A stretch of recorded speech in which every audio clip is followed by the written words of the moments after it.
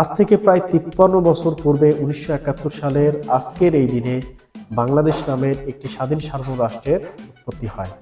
অর্থাৎ পূর্ব পাকিস্তান একটি নতুন ঠিকানা পায়, একটি নতুন নাম পায়, একটি নতুন ভূখণ্ড পায়, যার নাম হয় স্বাধীন সার্বভৌম রাষ্ট্র বাংলাদেশ।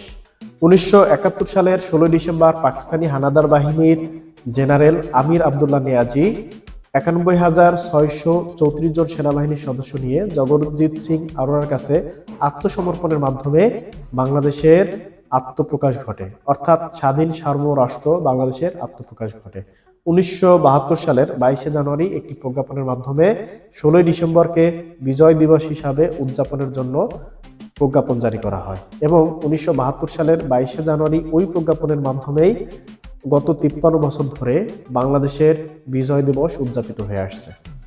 এবং আজকের এই যে আমরা বিজয় দিবস পালন করছি, 1971 সালের এই পটভূমিটা এত সহজ ছিল না। 1971 সালের 25শে মার্চ পাকিস্তানি হানাদার বাহিনী ঘুমন্ত বাঙালিদের উপর যে নৃশংস হত্যাযজ্ঞ চালায়, তারই প্রতিবাদ স্বরূপ 26শে মার্চ বাঙালি মুক্তিযুদ্ধে ঝাঁপিয়ে পড়ে। এই প্রতিবাদী বাঙালিদের তাজা রক্তের বিনিময়ে, তাদের আত্মত্যাগের বিনিময়ে দীর্ঘ 9 মাস রক্তক্ষয়ী মুক্তিযুদ্ধের পরে উৎপত্তি হয়, প্রতিষ্ঠিত হয় নতুন স্বাধীন সার্বভৌম রাষ্ট্র বাংলাদেশ।